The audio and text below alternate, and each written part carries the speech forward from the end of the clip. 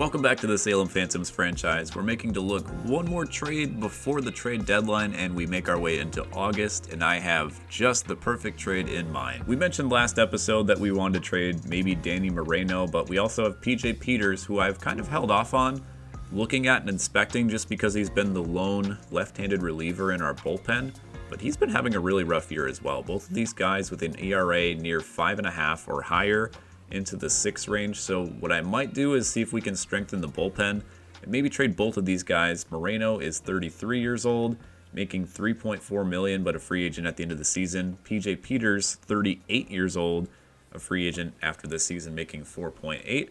So I went ahead and did some scouting for some other left-handed relievers in the league, as well as what other prospects they might have that would be beneficial to the team. And what I found was on the Cyclones, their top relief pitcher, Jamie Robles, left-handed reliever, 33 years old, but is about to hit arbitration, so we might be able to get him for cheap as we progress forward, would be 9 points better overall than PJ Peters. Also on their roster, this guy right here, Kevin Irizarry. I just really liked the power. I mean, his vision is really low and his fielding's kind of low, but just having a good bench player like this with some pop. We don't have any power hitters on our roster besides McBride. We've hit plenty of homers with some of the guys on the roster, sure, but we don't have a designated power guy. And this guy would fill 2 holes. We have the power and we have the speed, an 86 speed on the roster. So might not be an everyday player, but might be a good situational type player as we make it into the playoffs. So I think I might go ahead and trade for these 2 guys, the lefty reliever and Irizarry. Although we do kind of have a bit of a roadblock in the outfield. I'm not even sure if Irizarry will make the roster right away, but it might be helpful if we have a few more injuries that we run into post-trade deadline, or one of them tends to struggle. We can just call him up. Currently, he's batting .221 in AAA at the moment. But here's the trade I had in mind. We trade Peters, Moreno, and this guy named Estevan Pinheiro, who is 41 years old, and I was just about to cut loose from the 40-man roster anyway. In return, we get a 79 overall relief pitcher who's a lefty, and Kevin Irizarry.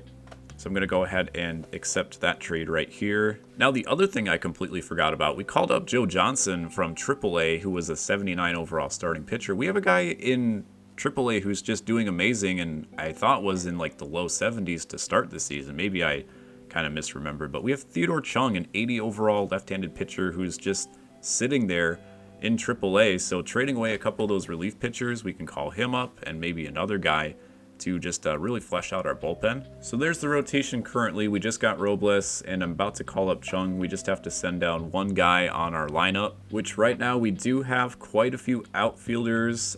Brian Lee is a rookie that they just called up here. He's got a few minor league options, so he might be the easiest to send down. So yeah, I'll probably send down Brian Lee. He's the youngest guy and the least service time on the roster, but he's just kind of average and everything, and I feel like my entire team is like that. So I want a few more specialist guys. So again, there's the rotation. Newsome back on a hot streak, ERA just below 3. Reyes a little bit worse for the wear lately, lost a couple games on a cold streak, but still having a fantastic season. Joe Johnson, 3 good starts. Really just the 4 and 5 guys are doing their own thing at the major league average. And once we make it to the playoffs, if we can just lean heavy on these 3 guys and our bullpen, I don't really think having these guys 4 and 5 is going to detract too much from the team. Crowder's doing okay in the long relief role. We're just going to put in Chung and Robles in the middle portion of the bullpen here, along with Estrada, who honestly should be up here again. I might move him with Bauer, just because Bauer's having a rough season. They keep moving him up further into the setup roles. But Lawson, 23 for 23 save opportunities. He's been excelling in that role, even as the 4th best pitcher in our bullpen, attribute-wise, I should say. And yeah, here's our lineup. We have Patrick William, who we just traded for. We have McCall in the injured roster, but that's really the only big name that's missing from the roster right now. We do have a few other starters who began the season in the MLB on the injured list, but most of them are not doing very well anyhow, batting around 200. So this is probably the roster we're going to stick with the rest of the season. No more moves, no more call-ups for the most part, unless we just have somebody go completely off the deep end. So as far as games go the rest of the season, I'm actually just going to sim right into August. We've already played a couple games in July, so we're going to do this matchup here against the St. Paul Pioneers, who are doing pretty well for their record so far this year. And then we'll sim into September, play the Madison Senators at home, maybe save one of these remaining matchups here, probably the last series against the Ottawa Beavers, since that will more than likely be for the division, or at the very least playoff positioning. So yeah, we'll have 3 regular season games the rest of the way. One of them this episode, we're going to play the Pioneers here in a second, and then 2 more against the Senators and the Beavers. That's the roadmap for now. Before we get to playoff season, again, Phantom's a good position to make it there, but we'll see how this simulation goes leading up to the end of August. All right, we have reached the 26th. We're going to play this game with Gabriel Gonzalez, so I think we've only used 1 time this season.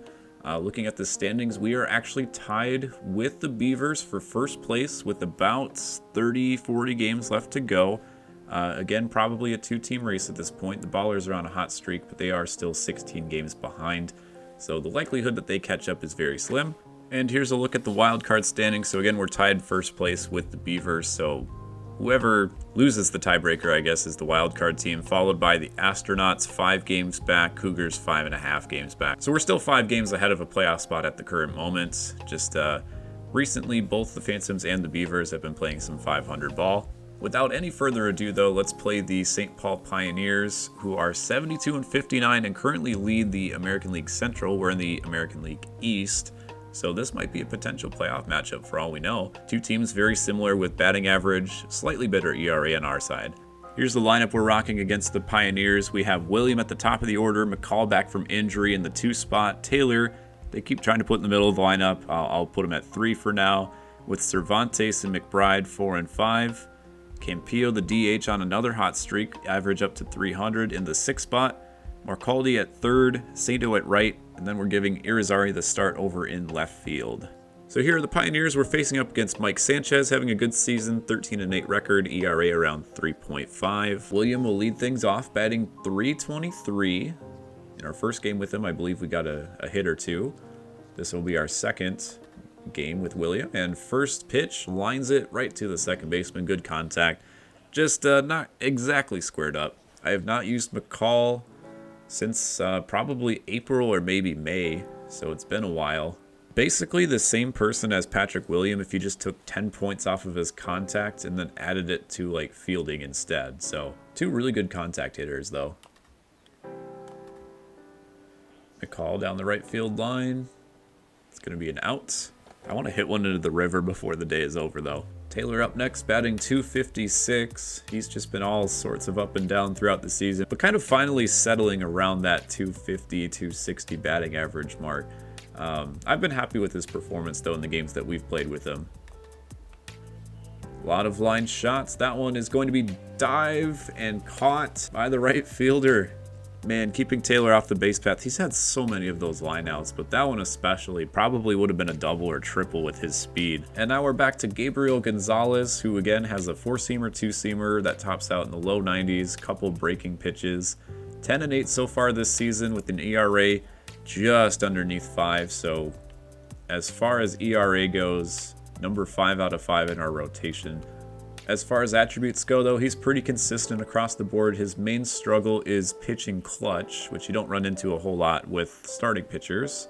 But if he gets in a rut, has a bit of a tough tendency to work his way out. And right off the bat, that's going to be a line shot over the first baseman into right field, and St. Paul has their leadoff runner aboard. Seeing the standings that the Beavers won today, so we are playing for the tie back to first place again with our matchup against the Pioneers, but again, also a potential playoff matchup. St. Paul first in the division. There's a look at the standings. So again, first in the wild card by a few games, I'd say about 4 or 5, but we're looking to stay pace with the Beavers, get our 78th win of the season. There's a strikeout by Gonzalez. For those wondering if I kind of took inspiration from the Minnesota Wild, yes, I did. They have that kind of Pioneer star and forest green design. The Wild are the only pro sports team in Minnesota, of the major 4 sports that is, that's actually in St. Paul. So having another team that's kind of inspired by them in St. Paul is kind of funny. There's another strikeout by Gonzalez. Fastball on the outside part of the plate. I also chose this park because the Twin Cities, like, they are kind of near the river, and there is a place in the Twin Cities called Boom Island where they have a lighthouse like you see over there in left field. I think that's technically Minneapolis, but, you know, thought it fit. the kind of local area. I actually grew up near the Twin Cities. And Gonzalez with 3 straight strikeouts after that leadoff hitter. Nicely done. Ramon Cervantes in cleanup with 22 home runs. You can barely see it in the graphic there, but that is actually his career high. And even though we haven't really hit too many home runs with him in this season, he's been really consistent with doubles, so that's why I put him 4th in the lineup. Especially since McBride is kind of an all or nothing against right-handed pitchers. If he's facing a lefty later on in the day, not going to be much help in the cleanup spot. There's Cervantes up the middle, and there's our first base runner of the day. We're just really good at getting singles and doubles with Cervantes. Again, really haven't had that home run power. Maybe we'll be able to get one later on in the game, but for now I'll take the first hit of the ball game. McBride up next. He's worked his way up to 18 home runs, and I think we've hit about 6 of those. Won the Gold Glove last year. Was kind of passed over the All-Star game this season, though. They took 4 catchers from the AL, but not McBride. There's a push hit the other way for another single, and we have 2 base runners on to start the inning. Just to complete my train of thought with McBride, he was second in All-Star voting for a while, and I know you can only have so many All-Stars because you need a representative from each team. Maybe they just thought that a couple of our pitchers were better deserving. Campillo struck out on a slider looking, and now it's up to Morcaldi with 1 away, batting .274, getting the start at third base today. Ripped foul. He loves those high pitches right here, but this one a little bit more in. Morcaldi up to 11 home runs so far this season. I think we've hit about half of those. Good changeup, gets him guessing. And now after 2 straight base hits, Sanchez has a couple straight strikeouts for the Pioneers. It'll be up to Philip Sato to extend the inning, and then Irizarry in the 9th spot up next. We'll get his first look next. Sato down the line, but it's foul early on the changeup. First baseman just stared and looked at it. He would have had no chance if it was a fair ball, and now it's a 1-2 count to Sato. Sato just sit at 124 home runs in his career. We've had a lot of warning track power with him so far this year. And there's another rip into right center. Is it going to have enough steam to get over the fielder? It is. It's going to be a double. I'm just going to hold that runner at third with the 33 speed. I'll take the 1-run lead and see if Irizarry can do something with his first at-bat of the season, or first at-bat with us. Look at him just kind of hanging out over the plate. No batting gloves. Batting 188 so far, though. Yeesh. If he can make contact, either he hits it over the fence or he might be able to get it with his speed, but with him, the contact is half the battle. Is that going to fall? It is. Irizarry in 2 seconds with a 2 RBI double over the third baseman's head. Not quite the at-bat I had in mind, but we'll take it. All right, now we're back to William at the top of the order. We've scored 3 runs, 2 of them on one of the weirder hits I've had in this franchise. William to the outfield. That's going to score Irizarry with his speed, and it's a 4-0 lead. Throw comes to the cutoff man. Again, no chance at home with Irizarry's speed. And after 2 hits, Pioneers got 2 strikeouts, and now we're back to hitting. McCall, the runner on first and 2 away now.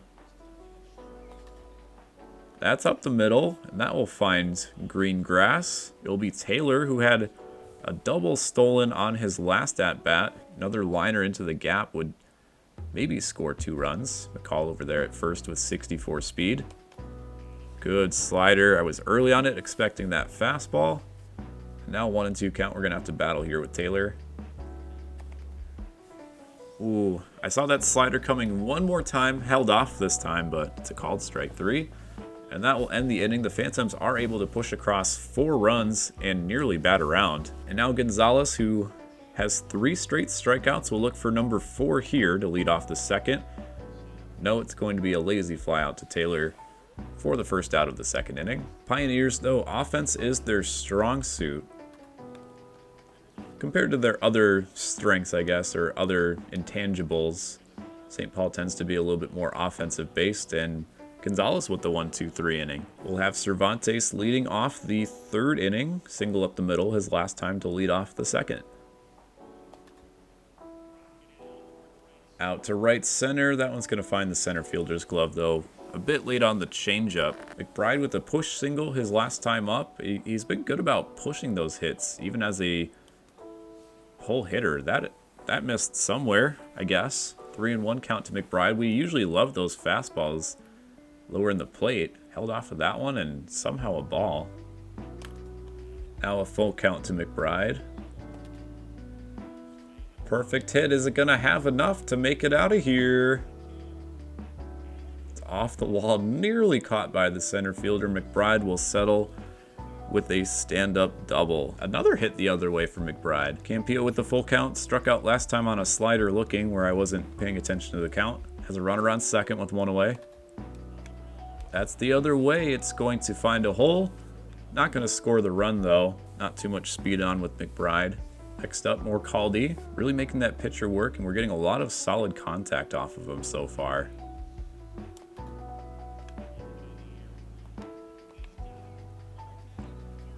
Thought about it. Wanted to see if he was able to make the throw on the run, and he was. So we bluffed the run home. Sato 1 for 1 with a ringing double last time out. Another one to deep right field. Fielder's going to let it go off the wall. It hits off the yellow part of the wall, and that's a fair ball for another double.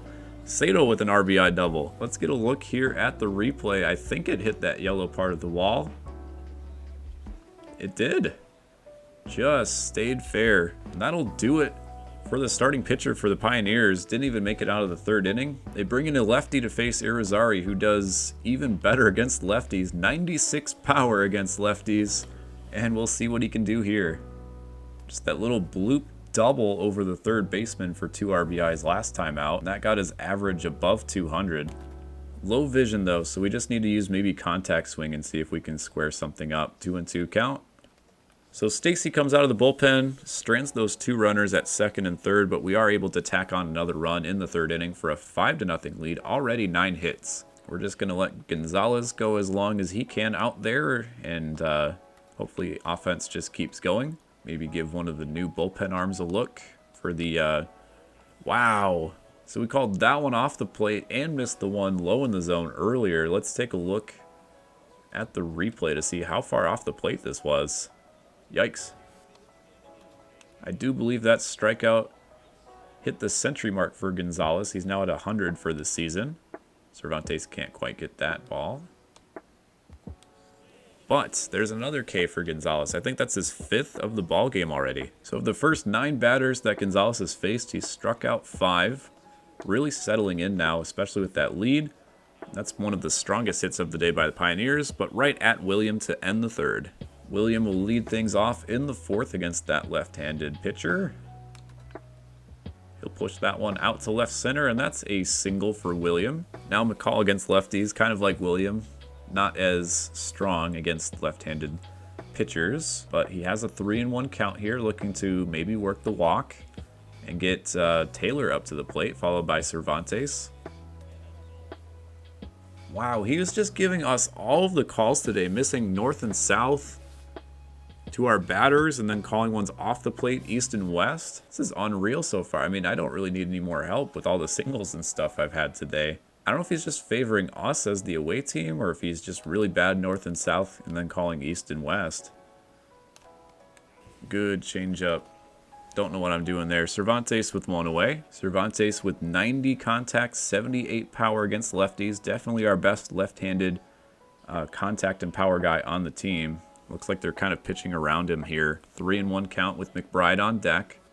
3-1 pitch. We pulled it on the outside corner. That's not going to do any good. And now there's 2 away. Cervantes so good at pushing those pitches the other way. I was early on it and pulled it. Not his strength. So now McBride 2 for 2 so far with 2 push hits.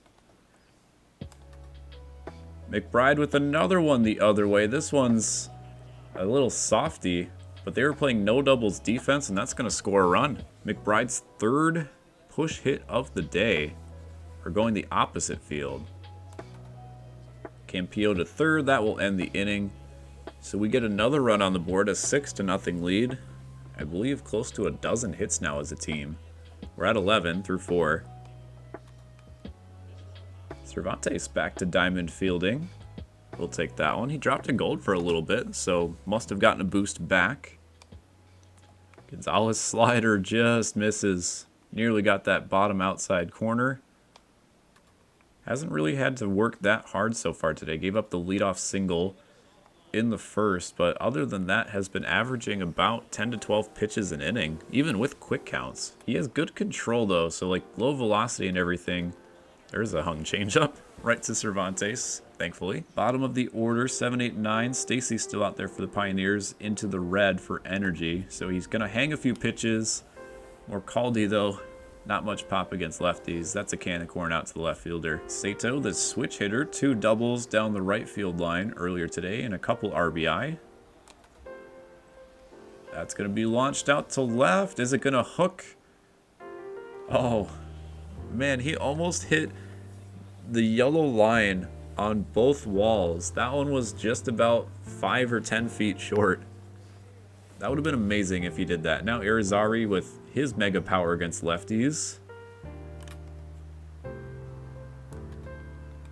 Rips down the first base line. That's going to be a fair ball. We'll push it for another double. See if he gets there. Throw into second. Not in time. Irizarry with his second double of the game. Both of which have been maybe not the most impressive. This one past the first baseman. I guess that's a bit more impressive than, you know, just kind of floating over the third baseman's head. William, another one over the shortstop. That will score Irizarry. Throw home more than a few steps late. It's 7-0. We're just getting those kind of one-run innings the last few. I mean, we had the big inning back in the second, but since then it's all been ones. We're getting more comfortable with the hitters we have, and yes, we did make a few trades to get a few more contact hitters on the squad, but really that was just William. The rest was all people that we had in the minors and replacing those who were hitting 200. It's just all coming together from top to bottom of the lineup to this point. As for pitching, like, I haven't really used the same starting pitchers a lot. Most of them have only been 1 or 2 starts. Gonzalez, though, doing some absolute work here today. This one out to Taylor, jammed the batter. I don't think we've given up a base runner with Gonzalez since the first inning. And we had that leadoff single to right field, I believe, and Gonzalez has put up nothing but 0 since. Maybe a lack of strikeouts the last couple innings, but has been keeping the batters off balance, which is no easy task with a squad like St. Paul. Another fly out to Taylor. Taylor with his 3rd straight fly out of the inning. Now Taylor looking to get something going on offense. 0 for 3 so far. Had a double robbed from him in the first inning. 3-1 hitters count. Stacy's still out there. He is completely spent for energy. There we go. There's a base hit by Taylor into left field. We got the leadoff runner in the 6th. They're still leaving Stacy out there even with Cervantes, who crushes lefties typically. 3-1 count again. Change up. Was looking for the fastball. I'll let that one go. Perfect, but at the center fielder for the out. Man, we just couldn't quite square that up in the middle of the PCI or even launch it for a home run. You'll see here on the little ticker off to the left, like we were well under that. McBride 3 for 3 so far today, all of them with push hits, so that last pitch was attacking the inside part of the plate. But he is a natural pull hitter, which is the funny thing. There's another rip by McBride for a single. His 4th hit of the day. I think 2 or 3 of those have come against lefties, who he doesn't hit very well. Our roster is built for right-handed pitching. A lot of these guys just don't have power, or in some cases contact versus left-handed pitchers, although Stacy is really tired and hanging a few pitches. They're just looking to... There's a strike off the outside, so it is just the East and West today. It's not like he's favoring our team specifically. Was wondering that for a bit. Campillo has to protect. That one's going to fall in front of the center fielder. Taylor had to hold on a second to see if it fell, so he won't test it at the plate. Morcaldi looking to join the hit parade. 0 for 3 so far today. But the bases loaded with 1 out in the 6th. Extra base hit here would really put things out of reach. There's a perfect liner down the third base line, and that's going to score 2 runs.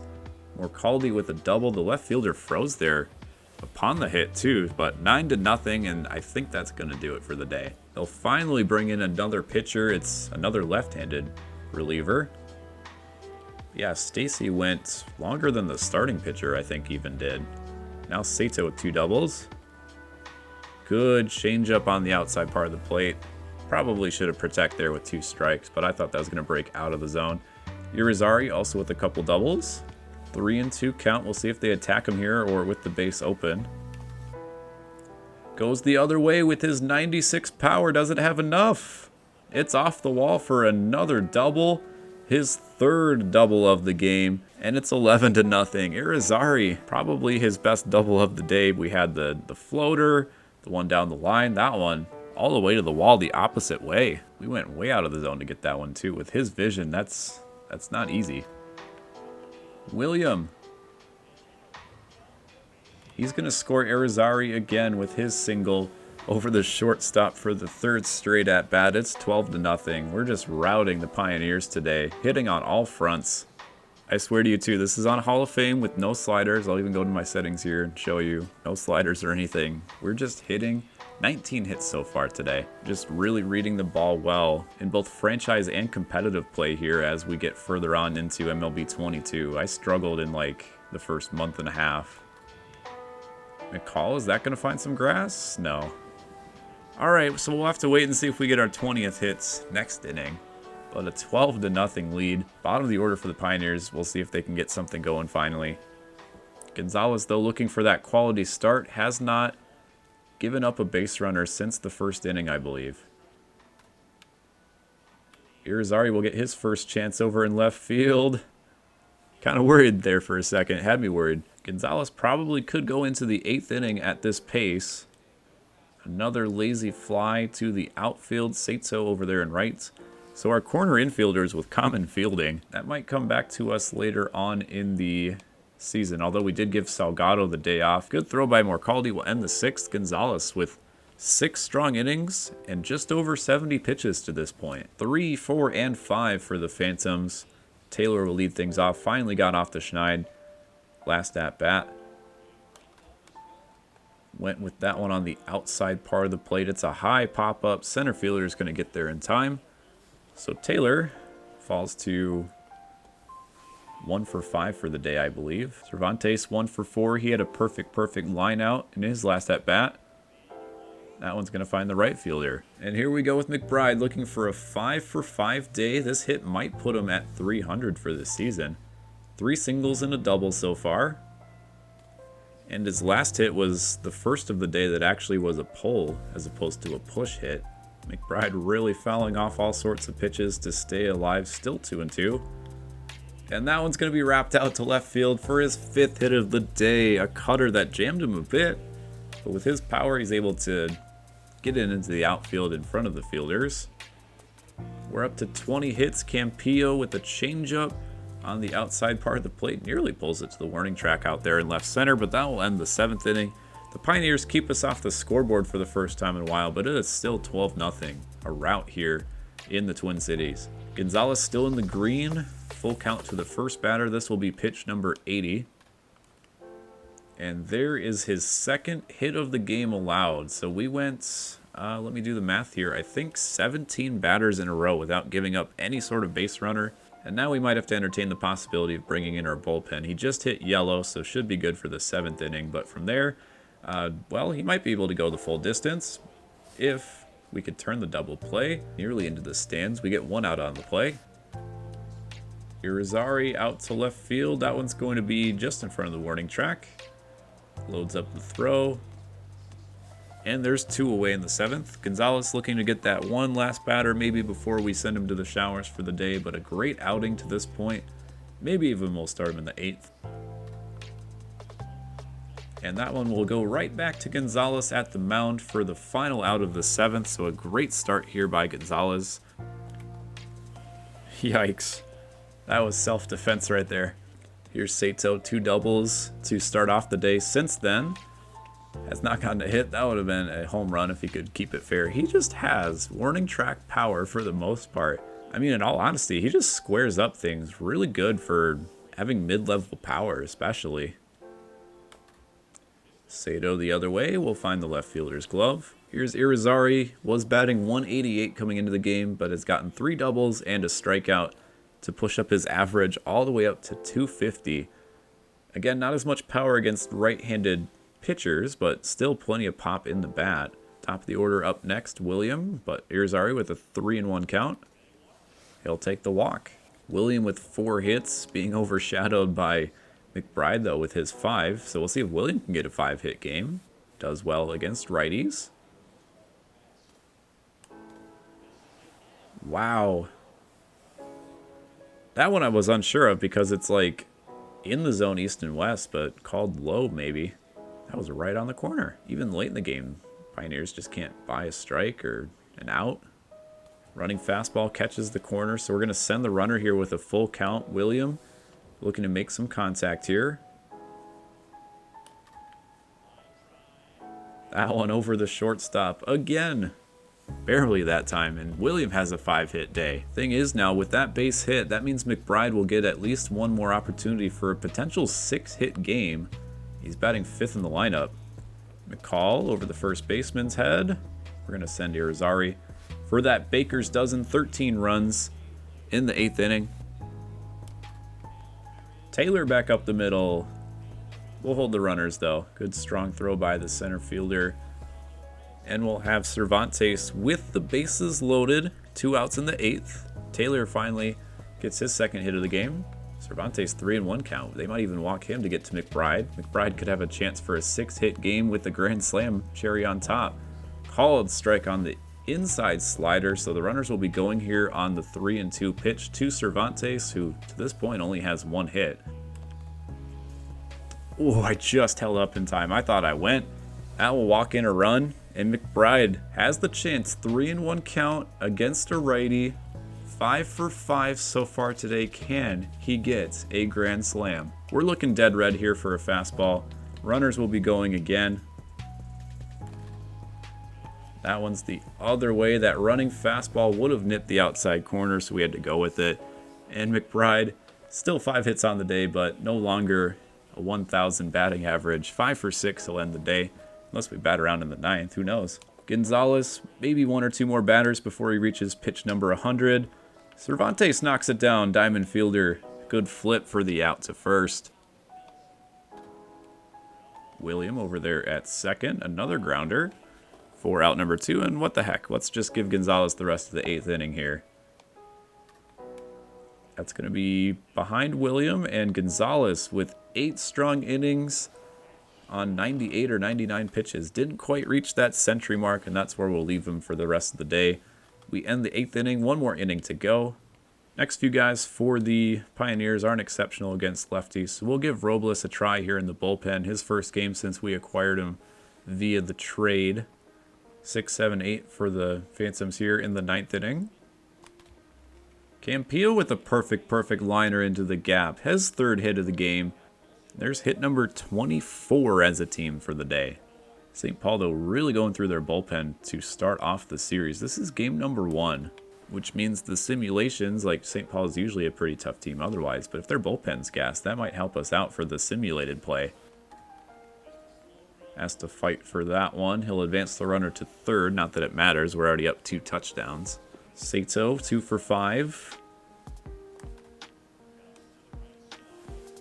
To the first baseman, we don't need to send the runner there in any situation, so it'll be up to Irizarry to see if we can get that runner home from 3rd. They'll bring in the pitcher for 1 batter here, another righty against Irizarry, who has about 72 power, I think, against righties, so still pretty good. That changeup had a little bit of like outside cutting action. That was weird. 3-2 count though.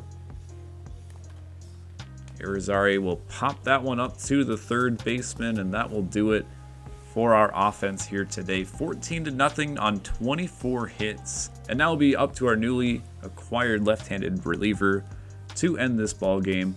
Here's Robles out of the pen. His ERA's kind of spiked since we acquired him. It was in the 3s prior to the trade, but only 19 2/3 innings of work so far to this point. He could have just given up a run on 2 innings over the last month.